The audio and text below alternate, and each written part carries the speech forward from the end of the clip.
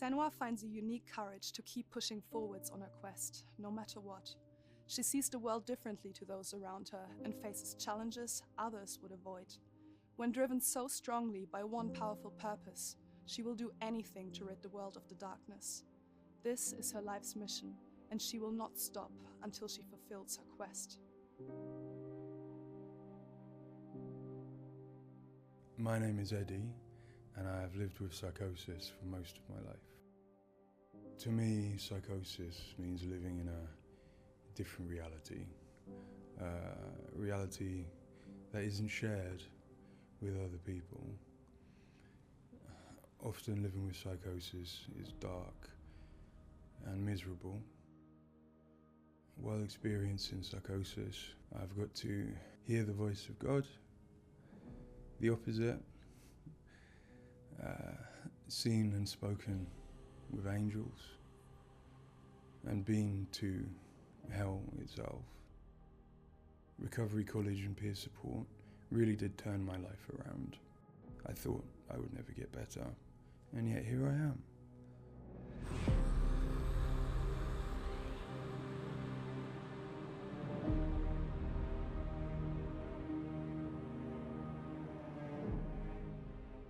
The things that Senua experiences in Hellblade are very similar to some of my own experiences. She lives in a reality that other people might find hard to understand. She sees significance in symbols, in meeting people, in all sorts of things that are going on around her. Senua is experiencing an altered state of reality which would be very hard to understand without having experienced it yourself or playing Hellblade. Lost soul who fought through hell to find us. You were lost. Not anymore. Are you ready for what you will find here? It's difficult saying that it's an illness, that it's not real. Of course, to me, it is. And of course, to Senua, it is. And that's what's driving her to do these amazing feats of courage, to overcome pain and exhaustion, to do what she knows she must. All the fear. Everything I've seen, everything I've done, has led me to this place. We've come so far, not far enough. Say it. You are ready. Tell them. In Senua's Saga Hellblade 2, we tell the second part of the story of Senua, a Celtic warrior who, like Eddie, has experiences of psychosis, seeing the world in a unique way and existing in a reality unshared by others. At a surface level, this manifests for Senua in seeing things that others don't, hearing things that others don't, and having unique beliefs about the world. My name's Paul Fletcher. I'm a psychiatrist and a professor of neuroscience at the University of Cambridge, and I've been working with the Ninja Theory team on Hellblade and other projects for several years now. I am a clinical doctor, but have also added research and teaching to my role. And in all three areas, I'm especially interested in the human brain and how it strives to make sense of the world, which is complex and changing all the time. The lake, like a mirror. You can see the reflection. Senua, like many people, experiences psychosis. Now, psychosis is not a diagnosis, although it is associated with a number of medical and psychiatric conditions. But ultimately, it's a loose description of a shift in one's experience of reality. What are you doing? Screams of the dead. There's something here. They are not. I need to find out what it is. They are. A person with psychosis might experience changes in their perceptions and their beliefs. For example, they might see or hear things that other people can't. And they might come to believe things that are quite uncharacteristic for them. For example, they might feel that somebody, perhaps somebody even very close to them, is intent on trying to harm them. Now, it's very important to remember that this is not just a vague feeling or an imagination. To the person, it feels like their reality, just as everything around me feels like my reality to me. I, like many people, feel that in order to even begin to understand psychosis, we have to start with thinking about how the brain works in general, how it makes sense of the world around it. And when we do that, we're repeatedly confronted with evidence that actually it doesn't just rely on the evidence of our senses, but it actually relies on what it already knows, on its predictions, its anticipations, and its expectations. Your voices. Now that might seem like a defect. After all, why would we want to rely on what we already know rather than what the world is telling us?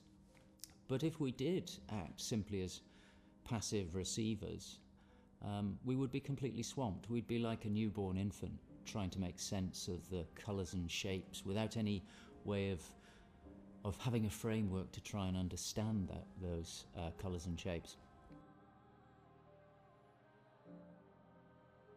Our senses are bombarded with information from the world that's rapid, it's intensive, it is noisy, ambiguous, unreliable. And if we were to try and make sense of that without imposing patterns and expectations, then it would be like trying to assemble a multi-dimensional jigsaw without knowing what the picture was on the box. Many of us think that the brain ultimately is an organ that makes predictions. It craves patterns and associations in order to make sense of the world. And without that, we are confronted with a feeling of uncertainty, of anxiety, of distress, even of fear. They're calling. Something is drawing near. Where do these predictions come from? Many of them are actually embedded in the structure of our brain, probably wired there by evolution. Many of them come from our earliest experiences as babies, trying to make sense of this new world that we're born into.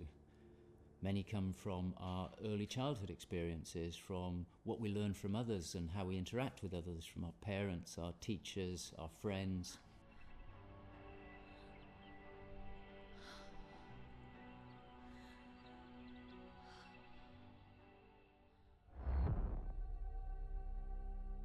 We all have a feeling that we're directly in contact with an objective reality, but it's probably the case that what we experience as our constructed model of the world is a blend of the evidence of our senses, but also what we are predicting or expecting from the world. So this blend exists in a very fine and delicate balance, and the weighting of that balance probably varies a great deal across different individuals. But crucially, this balance is what determines how we experience and interpret and act upon the world. And some of them are embedded in shared experiences with others, our society, our culture, our arts, even our religions and our mythologies. So for the most part, this works very well for us and enables us to make sense of the world, but it's also, being a delicate balance, it can be shifted, and it's very easy, even under the most normal day-to-day circumstances, to deviate from objective reality. A good example of this is the hollow mask illusion. All of us are familiar with a mask. We know that it depicts a face and that the inside is hollow. But when we see the mask rotating round and we see the hollow side, there is a deeper prediction, probably embedded in our brain, that facial features tend not to be hollow, that they stick out. And this deeper prediction can override our knowledge that the mask is hollow and make us actually perceive the face as sticking out at us. Despite what we know, the deeper predictions will override this. So for me and many in my field, perceptual illusions like this, which are very common, are really interesting because they tell us something fundamentally about how the brain is making sense of reality using its predictions. But more than that, for me, it's very interesting because it begins to give us a sense of how psychosis might begin to emerge. Psychosis is this experience of an altered internal construction of one's reality. And it seems feasible that this is dependent upon this balance I've talked about between predictions and evidence. And it is probably the case that some people tend to weight their predictions more heavily. This, in many circumstances, is advantageous because it means that they can discern patterns and associations that perhaps other people can't. But if that balance was shifted further by different circumstances, then it may well be that they begin to construct a reality that doesn't accord with the world around them. What might cause that shift? Well, a number of things. It could be caused by stress, sleep deprivation. It could be caused by illness, neurochemical disturbances. It's also the case that our experience will change how we predict things. So a very profound experience, for example, of trauma, could powerfully change the way in which we make predictions about the world and shift us from this delicate balance into a state of psychosis.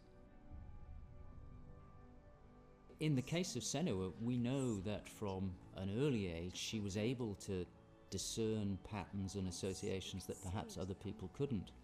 And on top of that, her childhood and adolescence had a number of traumas in it. Her father was abusive and he accused her of being the cause of evil and darkness.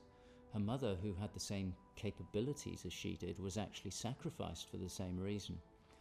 And in addition, her village was attacked by Vikings and her lover was brutally killed. And it's possible that all of these traumas would act on her natural tendencies to topple her into this psychotic experience that is depicted in Hellblade. With every defeat, the dark rot will grow and soon it will take her soul.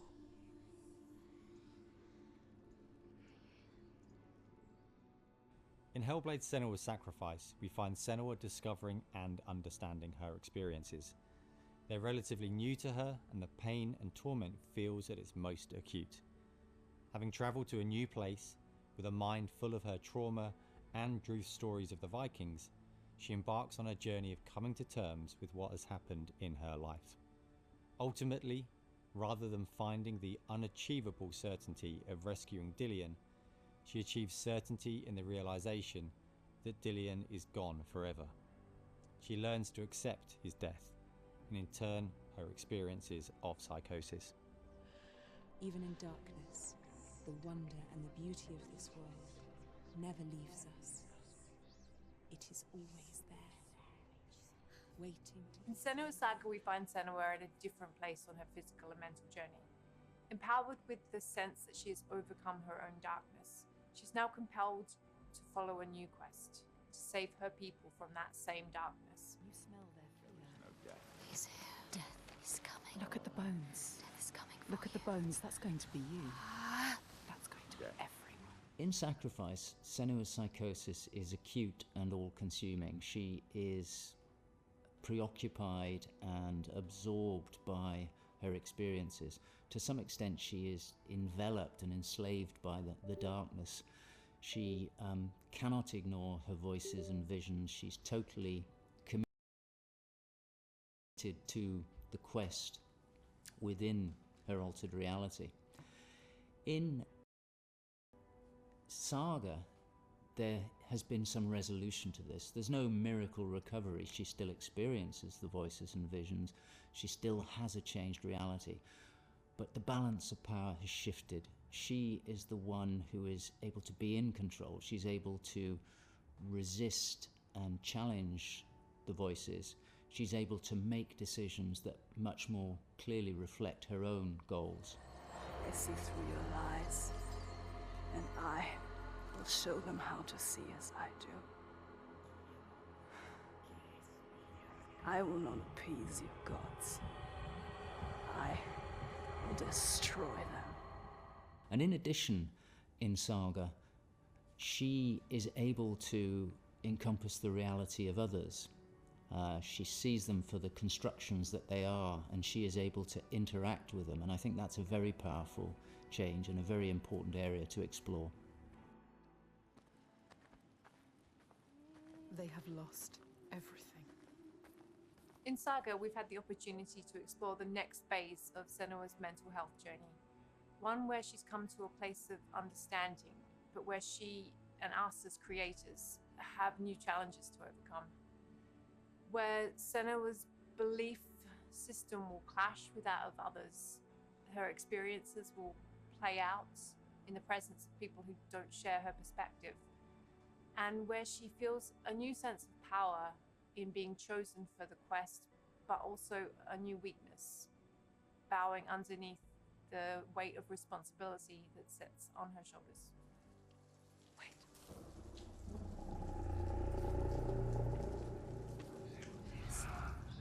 In Saga, we have once again utilized binaural audio to bring Senua's voices to life.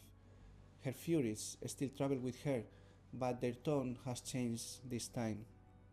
She continues to be haunted by her father, and she starts to feel the audio presence of Icelandic myth infecting her mind. That scream, that voice. Something dark, Senua. You need to go up there. Don't let them see you coming. You need to find out. Don't let the monsters find you. You can do this, Senua. To hear the world as Senua does, we spend time with people with lived experiences of psychosis, and also with Paul Fletcher. This made a strong basis of what it is to hear voices, what they say, how they sound, how they change or react to external stimulus. And this paired with all we learned from the first game, Hellblade: Senua's Sacrifice, led us to create Senua's own sonic version of reality. To me, it's a privilege to sit in a room to play our game, and as we progress, hear their comments, thoughts and suggestions. Each one provides a different perspective, and I find especially inspiring and humbling to hear from Eddie his own experiences. Especially, I find he has a way of putting very complex emotions, situations, in a very simple yet poetic way, and it's really inspiring for me when I'm thinking in Senua's journey. We use binaural audio to bring 3D space in the headphones. This allows to experience the voice hearing and other sounds with a physical sense. Also extremely important is the performance of the voices, and for that we have been collaborating with Helen and Abby, our Furies. They are the most prominent voices of Senua. The way we perform is important as well, allowing for freedom, movement, creative input from Helen and Abby, and also important to have with them conversation and spend time talking about the journey of our character.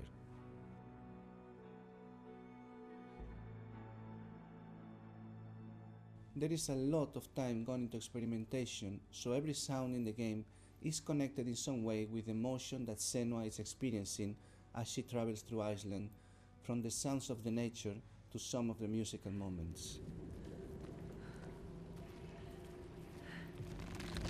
What's a sign? Beyond of its uniqueness or not, I find that for me, something extremely important is to create a connection beyond the game. So in understanding Senua's own reality and going on a journey with her, I hope our players will understand better how people experience reality different, and in doing so, I feel, we break those walls that keep us distant and lonely. My brothers used to come here to practice fighting. Sneak out. Follow them. For Saga, in order to bring Senua's experiences of hallucinations to life, it was very important for us to listen to people's real lived experiences. It was then a case of thinking about how Senua's world and reality might look when faced with these types of examples. This would have been impossible without Paul Fletcher and amazing people like Eddie and Kathy, who've been so open and honest about what they have been and do go through on a day-to-day basis. I think it takes real strength to be able to talk about such personal things to a new group of people. On the visual side, we have lent into things like repeating fractal geometry shapes, cymatic patterns, with lighting and post-processing changes to all help reflect the current feelings of Senua. And hopefully, when combined with the audio and gameplay, the player will get a sense of what we are aiming to achieve. Dying right before your eyes, just like before. No, this cannot happen again. You couldn't do anything. We have to stop it happening. Face it. You need to face it. Focus. You need to look at it. In Sacrifice, we saw a story of Senua's suffering at the hands of her experiences. In Saga, we're telling a more nuanced story of the next step on her journey. One where she has found a greater balance, but where her experiences are just as strong. Where rather than being a victim to her experiences of psychosis, she is driven by them on a path that only she sees. Bringing sin with you. The gods cannot be killed. One thing that I find very exciting in Saga is that there's an attempt to explore something that is really neglected in my field, which is the experience of a dual reality that some people have. People who have had Senua's types of experience have spoken to me about this feeling that they have their own reality, but they also recognize the reality that others experience, and it can be very confusing, it can be disorientating. And it's exciting to me that the game contains an explicit attempt to portray this experience of dual realities, and I think it'll be very interesting to see how people respond to that. It's amazing what has been done and what's been portrayed. I think it's really difficult to turn words into what other people might be seeing, but I think I'm always blown away by what Ninja Theory come up with for their games, and I'm really stunned at the quality of the things that she sees and the sounds of the voices that she has. I think they're pretty realistic. She's getting closer. Yes, she can feel it. I hope that the game will help people who maybe don't understand psychosis or don't know very much about it to start with. I think by experiencing some of what they will do in the game, I think it brings to life a little bit of what it's like to have psychosis, and I think hopefully people will learn from it. Now I'm working as a peer support worker, and what that means is that in my case, in the job that I have in my role, it means that I go to see my people, to see my peers. We talk about how things have been. The way that Hellblade has captured the experience of psychosis is nothing like I've ever seen before in terms of its realism, in terms of its fairness to people like me.